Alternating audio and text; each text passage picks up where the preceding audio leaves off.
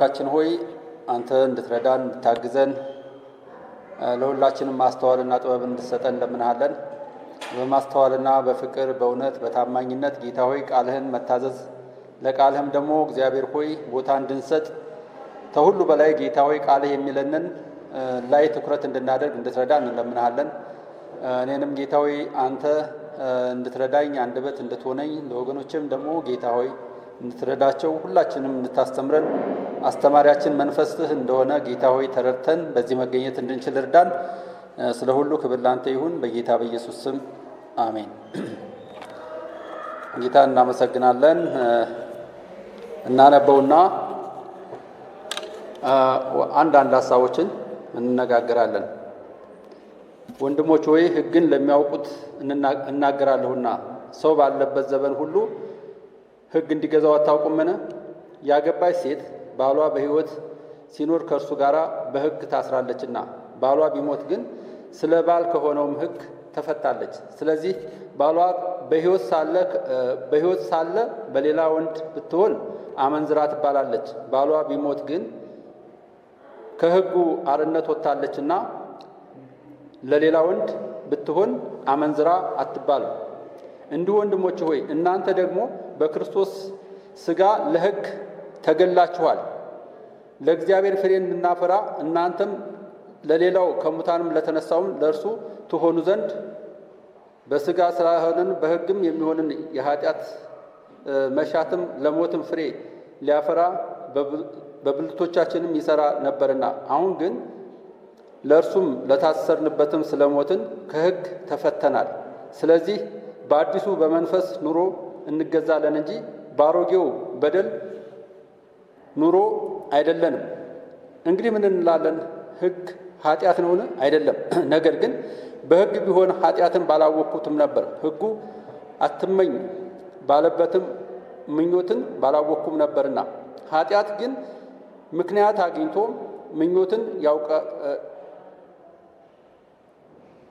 ምኞትን ሁሉ በትእዛዛትም ሰራብኝ። ኃጢአትንም ያለ ሕግ ይቃወሙት ነውና እኔም ድሮ ያለ ሕግ ሕያው ነበርኩ። ትእዛዛትን በመጣ ጊዜ ግን ኃጢአት ሕያው ሆነ። እኔም ሞቱ። ለሕይወትም የተሰጠውንም ትእዛዝ በእርሷም ለሞት ሆና አገኘኋት። ኃጢአት ምክንያትም አግኝቶ በትእዛዝም አታሎኛልና በእርሷም ገድሎኛል። ስለዚህም ሕጉ ቅዱስ ነው፣ ትእዛዛቲቱም ቅድስትና ጻድቅ በጎም ናት። እንግዲህ በጎ የሆነውን ነገር ለእኔ ሞት ሆነብኝ አይደለም፣ ነገር ግን ኃጢአት ሆነ። ኃጢአትም በትእዛዝ ምክንያትም ያለ ልክ ኃጢአትን ይሆን ዘንድ ኃጢአትም እንዲሆን ይገለጽ ዘንድ በጎ በሆነውም ነገር ለእኔም ሞትን ይሠራ ነበር። ሕግ መንፈሳዊ ነው፣ መንፈሳዊ እንደሆነ እናውቃለን። እኔም ግን ኃጢአትን በታች ልሆን የተሸጥሁ የሥጋ ነኝ፣ የማደርገውን አላውቅምና የምጠላውንም ያንን አደርጋለሁ። ዳሩ ግን የምወደውን እርሱንም አላደርገውም። የማልወደውን ግን በማድረግ ከሆንኩ ሕግ መልካም እንደሆነ እመሰክራለሁ። እንዲህም ከሆነ ያንን የማደርገውን አሁን እኔ እያደረግሁ በእኔ የሚያድር ኃጢአት ነው እንጂ በእኔ ማለትም በሥጋዬ በጎን ነገር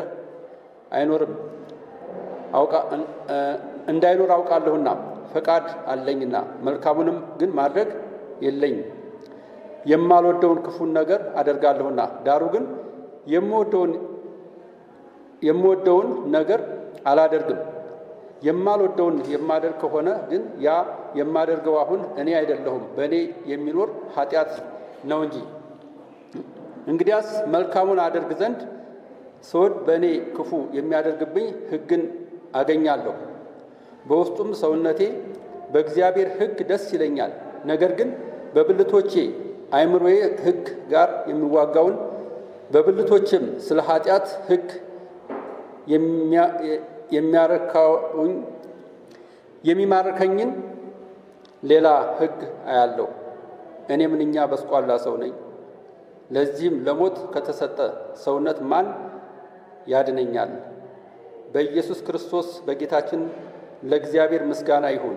እንግዲህስ እኔ በአእምሮዬ ለእግዚአብሔር ሕግ በሥጋዬ ግን ለኃጢአት ሕግ እገዛለሁ።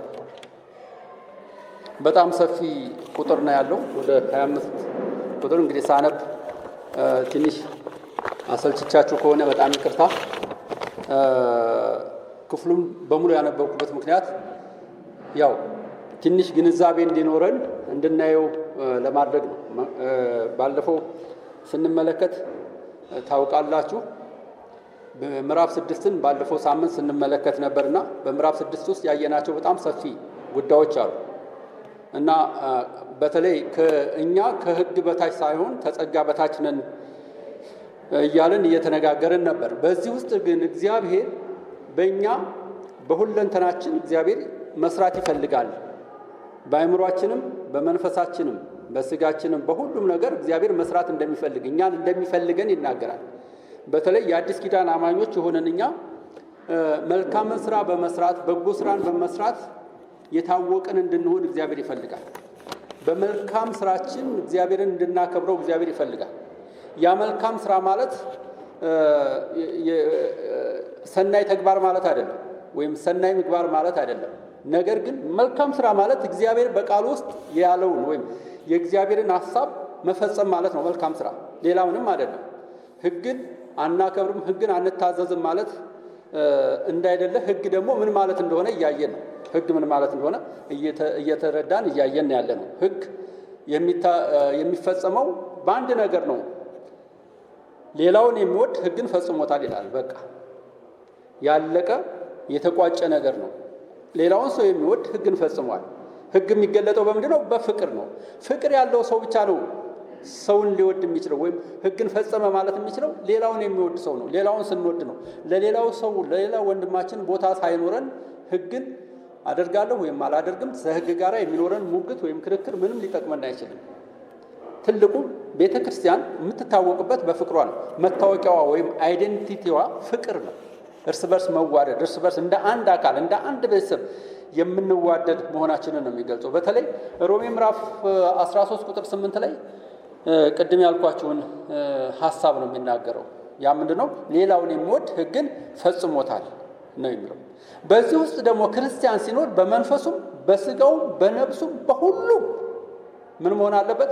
መቀደስ አለበት። ሕግን እንደ እግዚአብሔር ቃል መኖር አለበት፣ መታዘዝ አለበት የሚለውን ነው እያየን የነበረውና በዛሬው ማጠቃለያችን ደግሞ የምንመለከታቸው የተወሰኑ 1-3 ነገሮች አሉ። በምዕራፍ 7 ላይ የምናያቸው 1-3 ነገሮች አሉ። እንግዲህ ወንድሞች ሆይ ሕግን ለሚያውቁት እንናገራለን፣ ሰው ባለበትም ዘመን ሁሉ ሕግ እንዲገዛው አታውቁምን ይላል።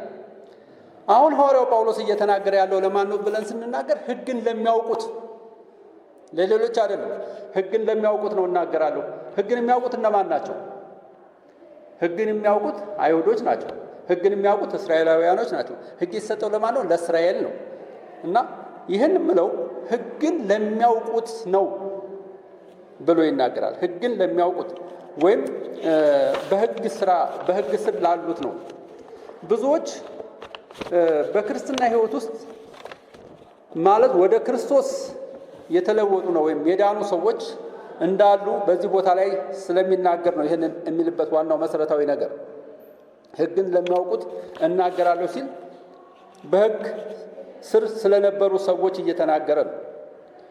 ምክንያቱም ሕግን የሚያውቁት እነሱ ስለሆኑ፣ ስለ ሕግ ያላቸው መረዳት እነሱ ጋር ስለሆነ ያለው። አንድ ነገር ብዬ ወደ ክፍለ ሐሳቡ ሲሄድ እንግዲህ ሰው የዳነው በጸጋ ነው፣ ምንም ጥርጥር የለውም።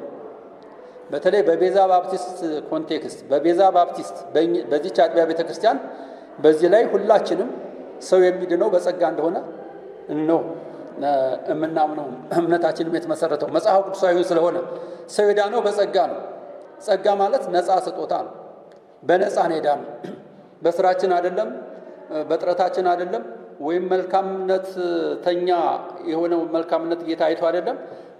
በጸጋ የዳነ ሰው ግን በጸጋ ስለዳነ እንደፈለገው ይውጣ፣ እንደፈለገው ይሁን፣ የፈለገውን ያድርግ ማለት እንዳይደለ ተነጋግረናል እና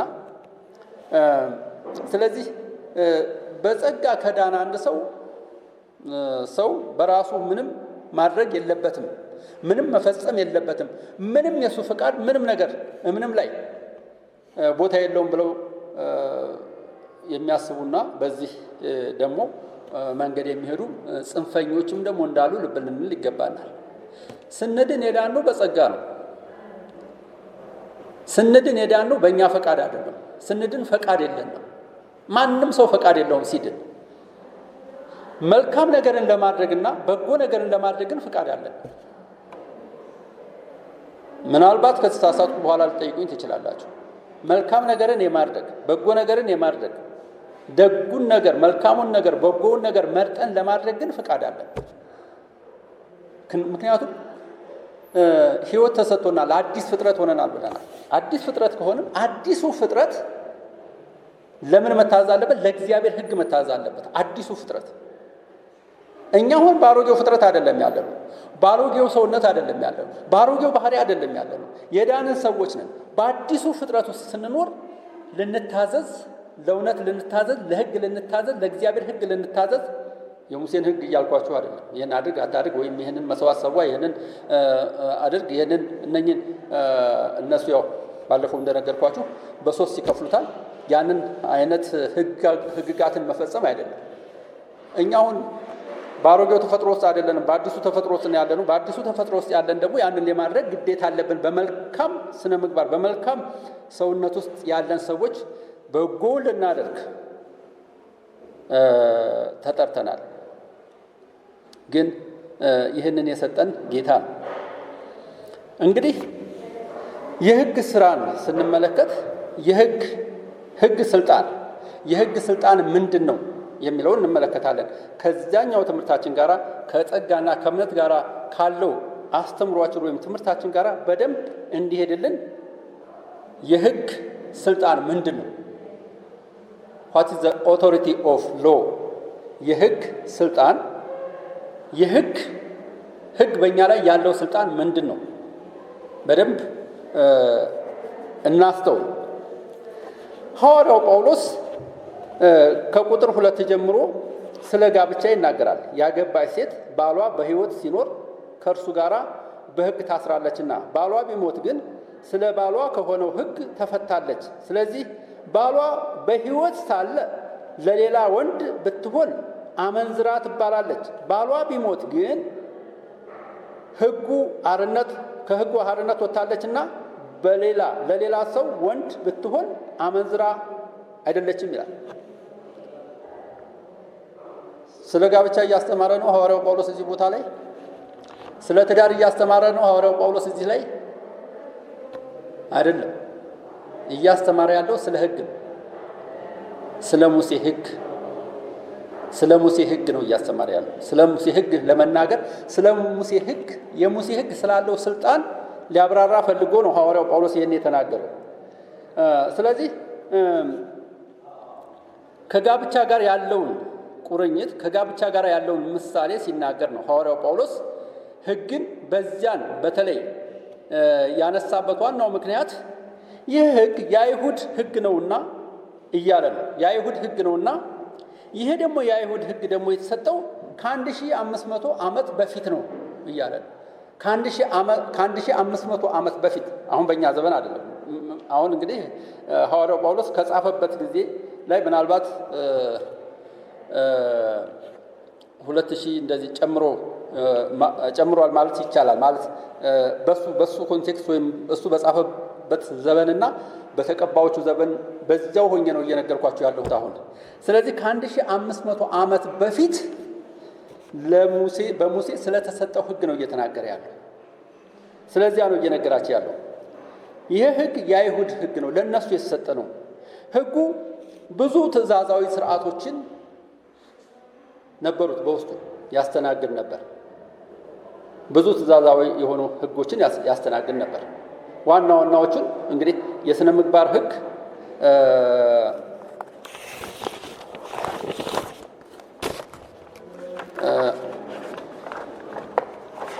ሕጎቹን ለመጥቀስ ፈልጌ ነው። የሥነ ምግባር ሕግ፣ የሥነ ስርዓት ሕግ እና ደግሞ የፍትሐ ብሔር ሕግ። እነኚህ ሕጎች የተከፋፈሉበት ምክንያት አላቸው። ህዝቡ በየትኛው መንገድ የትኛውን መጠበቅና እንዴት መንቀሳቀስ እንዳለበት እንዴት ከእግዚአብሔር ጋር ወይም ምክንያቱም ህግን አይሁዶች የሚያዩት ልክ እንደ አምላክ ነው የሚያዩት። እዚህ ጋር የጋብቻን አናሎጂ ሲናገር ህግና አይሁድ የተጋቡበትን ወይም የተያያዙበትን ህግ ነው የሚናገረው። በአዲሱ ፍጥረት ደግሞ ጸጋና ክርስቲያን የተያያዙበትን ነው የሚናገረው። ስለዚህ ያ ህግ ያ ትእዛዛት ወደ 613 የሚሆኑ ህግጋቶች ነበሩ። ስለዚህ ያንን ህግ እንዴት መፈጸም እንዳለባቸው ወይም ህግ ስለምታውቁት ለእናንተ በህግ ውስጥ ስትኖሩ ግን እነኚህ እናንተ ስለምታውቁት ነው እንጂ ወይም አህዛብ ወይም አሁን ሮማውያንም ወደ ክርስትና የመጡትም የተለወጡትን ሰዎች ህግን አያውቁትም። ምክንያቱም ለእነሱ ህግ ስላልተጻፈ እነሱ አያውቁትም። ስለዚህ ህግን ለምታውቁት ለእናንተ ነው እያለ ነው ያለው ሐዋርያው ጳውሎስ ወይም ቅዱስ ጳውሎስ። እኔ የምናገረው ህጉን ለሚያውቁት ነው እያለ ነው ያለው። ህጉን ለሚያውቁት ስለ ህጉ ግንዛቤ ስላላቸው፣ ስለ ህጉ እውቀት ስላላቸው ሰዎች፣ ስለ ህጉ የሆነ መረጃ ያላቸው ወይም እውቀት ስላላቸው ወይም ለዚያ ስለተጻፈላቸው ስለነዚያ ሰዎች ነው እየተናገርኩ ያለሁት ነው እያለ ያለው እና ስለዚህ አሁን ሐዋርያው ጳውሎስ በጣም አጠንክሮ የሚናገረው ነገር ከቁጥር 1 እስከ 7 ያለውን የህጉን ስልጣን ሲያብራራ እንመለከታለን። ባልና ሚስት በህይወት እስካሉ ድረስ የጋብቻ ቃል ኪዳን የጋብቻ ህግ ምን ያደርጋቸዋል? ይገዛቸዋል። ለዚህ የጋብቻ ህግ የመታዘዝ ኃላፊነት አለባቸው። በራሳቸው ፈቃድ በራሳቸው በተለይ በሙሴ ህግም ስንመለከት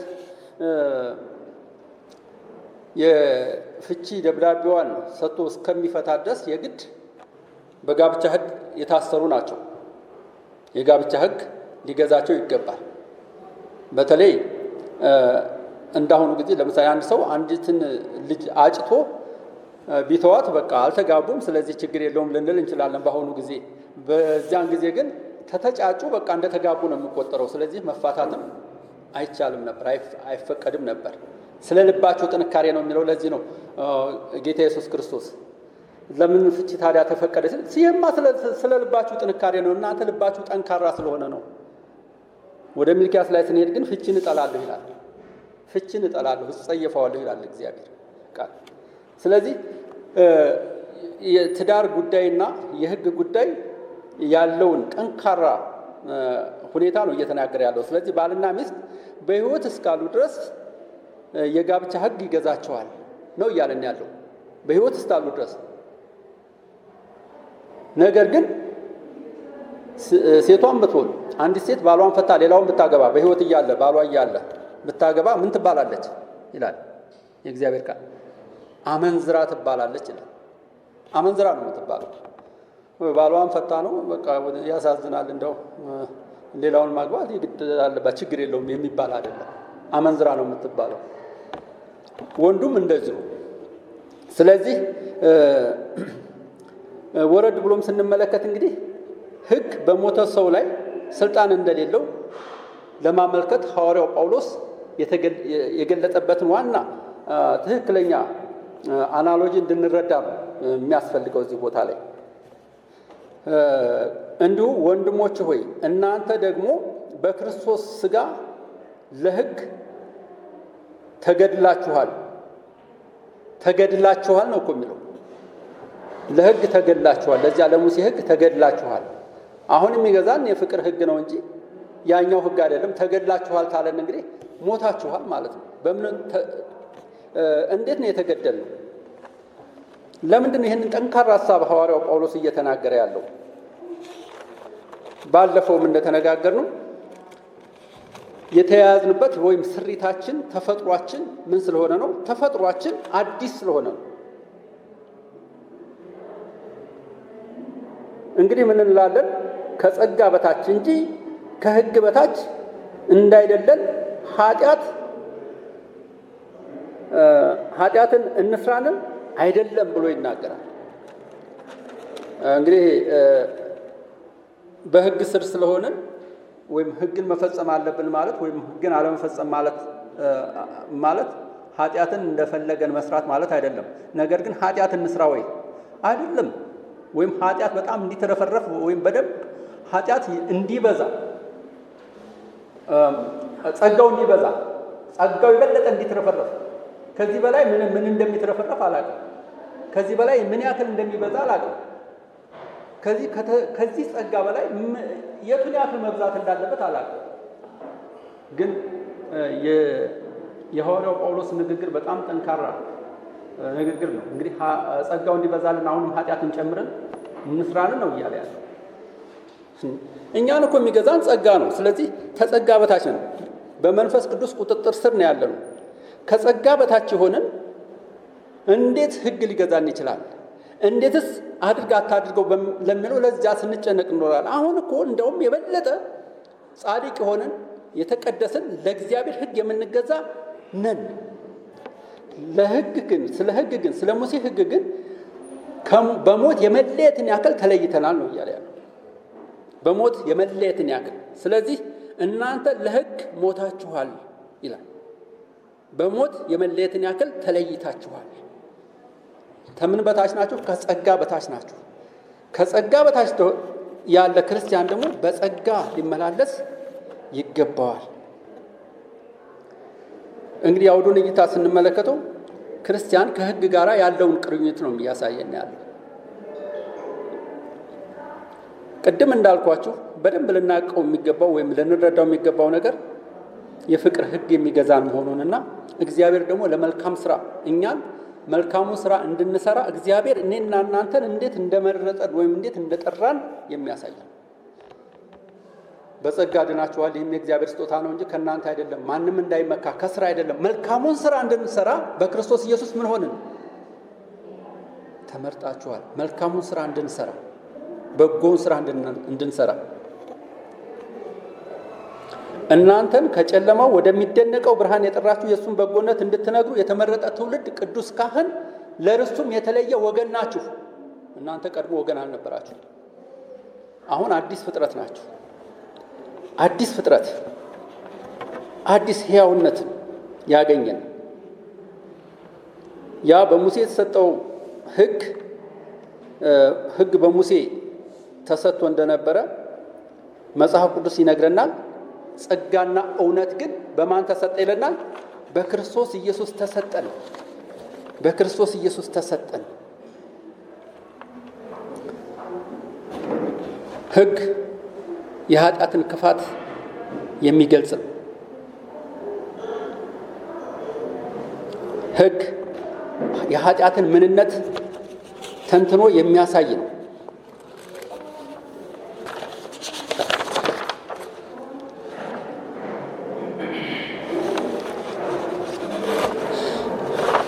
ወደ ሁለተኛው ሐሳብ ስንሄድ የሕግ አገልግሎት። ቅድም የሕግ ስልጣንና ያየ ነው። የሕግ ስልጣን ከሕጉ ነፃ የምንሆነው በጸጋ ስር ስንሆን ነው። በጸጋ ቁጥጥር ስር ስንሆን ነው። ወይም ከጸጋ በታች ስንሆን ነው። አሁን ደግሞ የሕግን አገልግሎት ስንመለከት የሕግ አገልግሎቶች ምን ናቸው? ኃጢአትን መግለጽ ነው። ኃጢአትን ማሳየት ነው። አንደኛው የሕግ አገልግሎት ኃጢአትን ቁልጭ አድርጎ የሚያሳይ ኃጢአት ይኸውልህ ማለት ይሄ ነው። ኃጢአት ምን እንደሚመስል የሚያሳይን ሐዋርያው ጳውሎስ ሲናገር እንግዲህ ምን እንላለን? ቁጥር 7 ላይ ነው። ሕግ ኃጢአት ነውን? አይደለም። ነገር ግን በሕግ ባይሆን ኃጢአትን ባላወቅኩም ነበረ፣ ሕጉ አትመኝ ባላለ ምኞትን ባላወቅኩ ነበርና ብሎ ይናገራል። ስለዚህ አትመኝ፣ አታድርግ፣ አትስረቅ፣ አትዋሽ፣ አታመንዝር የሚለው ምንድን ነው? ሕግ ነው አይደል? ሕግ ነው። ሕግ ነው ይሄን የሚለው። ኃጢአት በምን ይታወቃል? በሕግ ይታወቃል። ሕጉ ቁልጭ አድርጎ የኃጢአትን ምንነት፣ መመኘትን፣ ማመንዘርን ኃጢአት እንደሆነ ይነግርናል ማለት ነው። ሕግ በሌለበት መተላለፍ የለም ይላል። ምዕራፍ 4 ቁጥር 15 ላይ ስንሄድ መተላለፍ የሚባል ነገር የለም ማለት መተላለፍ የለም ማለት አይደለም፣ አይታወቅም ማለት ነው። መተላለፉም ሰው አይታወቅም ማለት ነው፣ አያውቅም ማለት ነው። ሕግ እንደ መስተዋት ነው። መስተዋት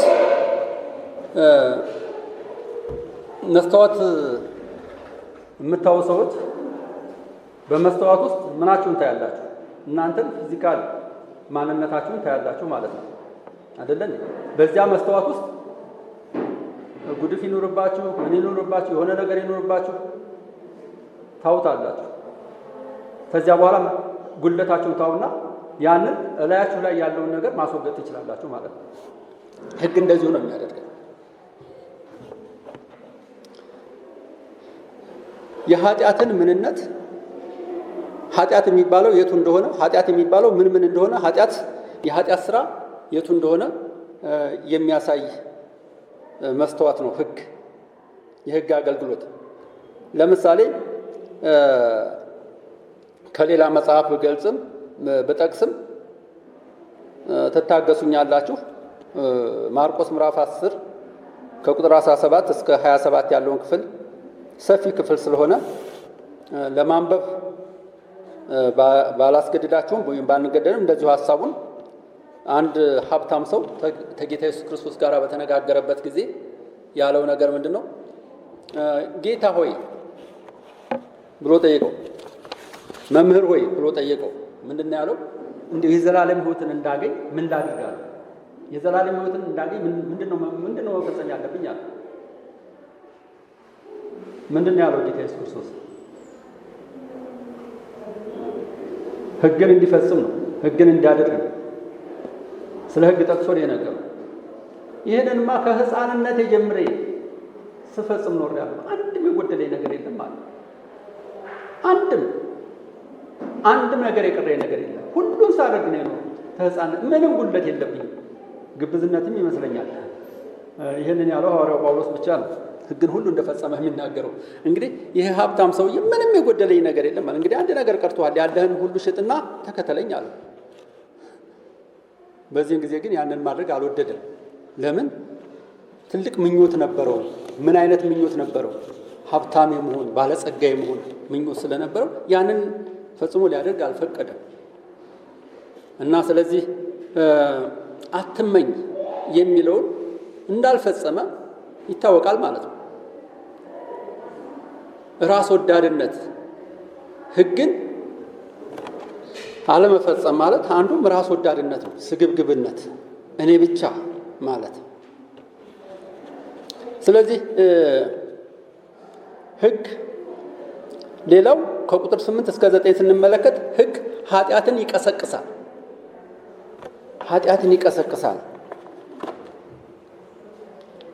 ኃጢአት ግን ምክንያት አግኝቶ ምኞትን በትእዛዝ ሰራብኝ። ኃጢአት ያለ ሕግ ሙት ነውና እኔም ድሮ ያለ ሕግ ሕያው ነበርኩ። ትእዛዝ በመጣ ጊዜ ግን ኃጢአት ሕያው ሆነ፣ እኔም ሙት ሆንኩ ብሎ ይናገራል። ኃጢአትን ለመስራት ኃጢአትን ለማድረግ በውስጡ ያለውን ስሜት እንዴት እንደሚቀሰቅስ ይናገራል። ስለ ሕግ ብዙ የተጠቀሱ ወይም ብዙ የተገለጹ ክፍሎች በተለይ ገላትያን ብትመለከቱ ስለ ሕግ በጣም ሰፊ ትንታኔን ይሰጣል። በሕግ የተጻፉ ነገሮች ሁሉ እነኚህ ነገሮች ሁሉ ስለ መገረዝም ስለተለያየ የሕግ ስርዓቶች ሁሉ ጠቅሶ ይናገራል። ወደዚያ አሁን መሄድ ባንችልም እንኳን እና ሕጉ አድርጎ የሚላቸው ነገሮች ብዙ እኛ ከምንችለው በላይ እኛ ከአቅማችን በላይ የሆነ ነገር ነው አድርጎ የሚለው። ነገር ግን ጌታ ያን ሁሉ አስወገደና ያንን የሥጋ ልብ የድንጋይ የሆነውን ልብ ወይም ያንን አውጥቶ የሥጋ ልብ ወይም የሚታዘዝን ልብን ጌታ እንደሰጠን ይናገራል። ስለዚህ ሥጋን የለበሰ ሁሉ በእግዚአብሔር ፊት ጻድቅ መሆን እንደማይችል ይናገራል። ግን ጻድቅ ያደረገን ማን ነው? ራሱ እግዚአብሔር ነው። ጻድቅ የሆነ ሰው ደግሞ ለሕግ መታዘዝና መገዛት ለእግዚአብሔር እውነት መታዘዝና መገዛት አለበት። ይህን ማለት ግን የሙሴን ሕግ መተግበር አለበት ወይም በሙሴ ሕግ በሙሴ ትእዛዝ ስር መሆን አለበት ማለቴ አይደለም፣ ከጸጋ በታች ስለሆነ። ምክንያቱም ሌላውን የሚወድ ሁሉ ሕግን ፈጽሞታል ስለሚል ማለት ነው። እንግዲህ ሕግ የእግዚአብሔርን ተስፋ ቃል የሚቃወም ነውን? አይደለም። ሕያው ሊያደርግ የሚችለው ሕግ ተሰጥቶ ቢሆን በእውነት ጽድቅ ከሕግ በሆነ ነበረ። ነገር ግን በኢየሱስ ክርስቶስ ከማመን የሆነው ተስፋ ቃል ለሚያምኑ ይሰጥ ዘንድ መጽሐፍ ከኃጢአት በታች ሁሉን ዘግቶታል ይላል። አሁን ያነበብኩላችሁ ክፍል ገላትያ ምዕራፍ 3 ቁጥር 21 ላይ 21 እና 22 ነው። ሕጉ አቅም ቢኖረው ኖሮ፣ ሕጉ ስልጣን ቢኖረው ኖሮ፣ ሕጉ ኃይል ቢኖረው ኖሮ ጸጋ መምጣትን ባልቻለን ነበረ፣ ወይም ከጸጋ በታች ልንሆን ባልቻልንም ነበረ ነው እያለን ያለው።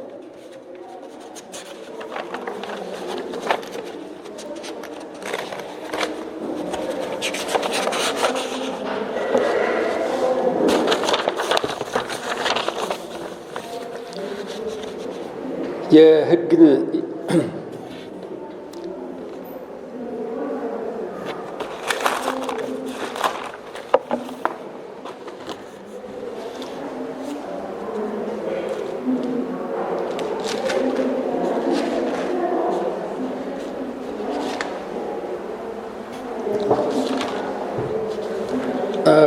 ቁጥር 13 እና 14ን ላንበበውና 12 ጀምሮ ስለዚህ ሕጉ ቅዱስ ነው ይላል። ትእዛዛቱም ቅድስት፣ ጻድቅ፣ በጎም ናት ይላል። እንግዲህ በጎ የሆነውን ነገር ለእኔ ሞት ሆነብኝ አይደለም፣ ነገር ግን ኃጢአትም በትእዛዝ ምክንያት ያለ ልክ ኃጢአተኛ ይሆን ዘንድ ኃጢአትም እንዲሆን ይገለጽ ዘንድ በጎ በሆነውም ነገር ለእኔ ሞት ይሠራ ነበረ ይላል። ሕጉን አንዳንድ ጊዜ ሰዎች ሕጉን አመፀኛ ወይም ክፉ ወይም በደለኛ አድርገው ያውታል። የእግዚአብሔር ቃል ግን ሲናገር ሕጉ ቅዱስ ነው ይላል፣ ጻድቅ ነው ይላል። ለምን ጻድቅ ተባለ? ምክንያቱም ይህ እኮ ትክክል አይደለም ብሎ ነው የሚጠቁመው እንጂ የሚያሳየው እንጂ በራሱ ኃጢአት አይደለም። ሕግ ኃጢአት አይደለም። ሕግ ክፉ አይደለም። ሕጉ ቅዱስ ነው፣ ጻድቅ ነው እያለን ያለ። የሕግን አቅም ማጣት ወይም ሕግ አቅም ያጣበት ምክንያት ምንድን ነው? በደህንነት ጉዳይ ላይ ነው። በተለይ ከቁጥር 14 ጀምሮ እስከ 25 ያለውን ክፍል ስንመለከት እንግዲህ ያው በወፍ በረር የሚሄደው የሮሜን ዳሰሳ እየሰራሁ አይደለም። ነገር ግን ሕግና ጸጋን እየተማረን ስለነበር የዚያን ማጠቃለያ ስለሆነ በተለይ ለማጠቃለያነት የመረጥኩት ምዕራፍ 6ን፣ ምዕራፍ 7ና ምዕራፍ 8ን ስለሆነ ነው። የሕግ አቅም ማጣት ሕግ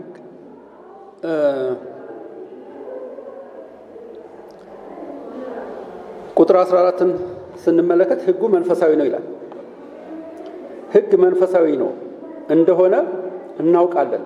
እኔ ግን ከኃጢአት የሚናገረውን አላውቅምና የምጠላውንም ያንን አደርጋለሁ ይላል። ሕጉ መንፈሳዊ ነው፣ ዓለማዊ አይደለም፣ ወይም ሕገ ወጥ አይደለም፣ መንፈሳዊ ነው። ሕጉ መንፈሳዊ ነው ሲል ምን ማለቱ እንደሆነ ስንመለከት የሰውን ውስጣዊ ማንነት ስለሚመረምር ስለሚያሳውቅ ማንነታችንን ይገልጻል እንጂ እኔ ማን እንደሆንኩ ያሳየኛል እንጂ ሌላ የሚያደርገው ነገር የለም። ምክንያቱም መንፈሳዊነቱ ምንድን ነው? መንፈሳዊ ነው። ምክንያቱም ይሄ የምታደርገው ነገር ወይም ይሄ የሚሆነው ነገር ልክ አይደለም ነው እያለን ያለው። በተለይ ስለ ፍቅር ነው የሚናገር። በፍቅር የሚኖር ሰው ሕግን ይፈጽማል።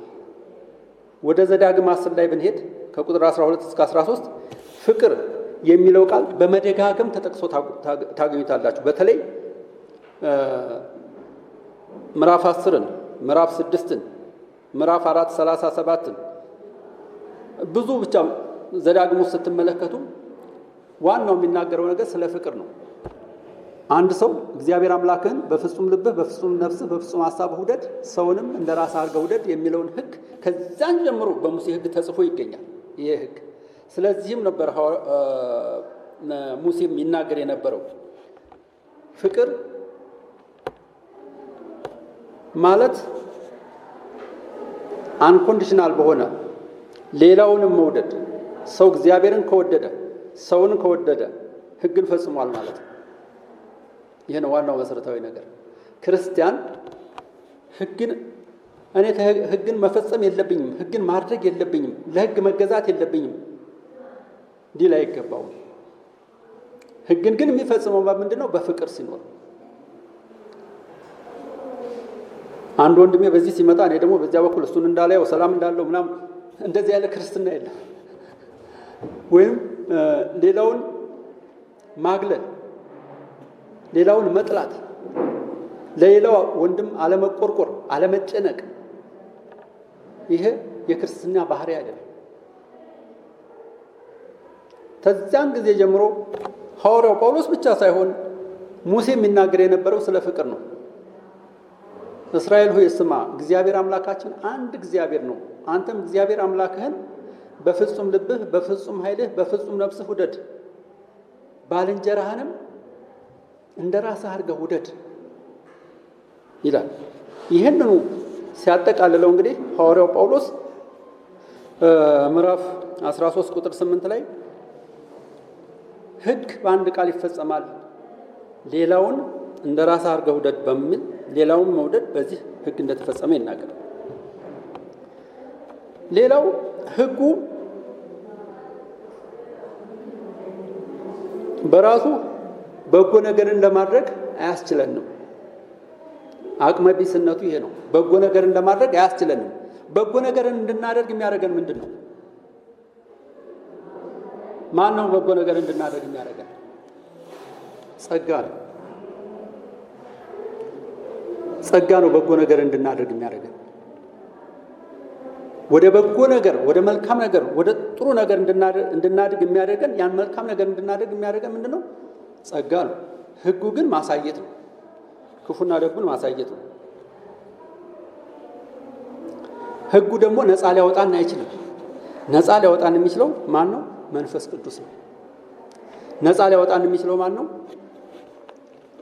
ጸጋ ነው። በጸጋ ነው አርነት የወጣ ነው። ለዚህ ነው ገላትያ ምዕራፍ 5 ላይ በነፃነት ልንኖር ክርስቶስ ነፃ ወጣን ይላል። በሕግ ስርዓት ውስጥ እንድንኖር ሳይሆን በጸጋ ውስጥ እንድንኖር። ስለዚህ ከጸጋ በታች ነን እንጂ ከሕግ በታች አይደለም። እኔና እናንተ አዲስ ፍጥረቶች ነን። በአሮጌው ፍጥረት ውስጥ ወይም በአሮጌው ተፈጥሮ ውስጥ ልንቃተት አይገባንም። በአዲሱ ተፈጥሮ ውስጥ እንድንኖር እግዚአብሔር ይፈልጋል። በመንፈስ ቅዱስ ቁጥጥር ስር እንድንሆን እግዚአብሔር ይፈልጋል። ለእግዚአብሔር እውነት እየታዘዝን እንድንኖር እግዚአብሔር ይፈልጋል። በቅድስናና በታማኝነት እንድንኖር እግዚአብሔር ይፈልጋል። እርስ በርስ ፍቅር እንዲኖረንና እርስ በርስ ተያይዘን ወደ ጌታ እስከምንሄድበት ጊዜ ድረስ የጌታን ስራ እንድንሰራ እግዚአብሔር ይፈልጋል። ስለዚህ በምዕራፍ 7 ላይ ለማጠቃለል የተነሳሁበት ሐሳብ እዚህ ድረስ ነው። እናንተ ደግሞ እንድትጨምሩበት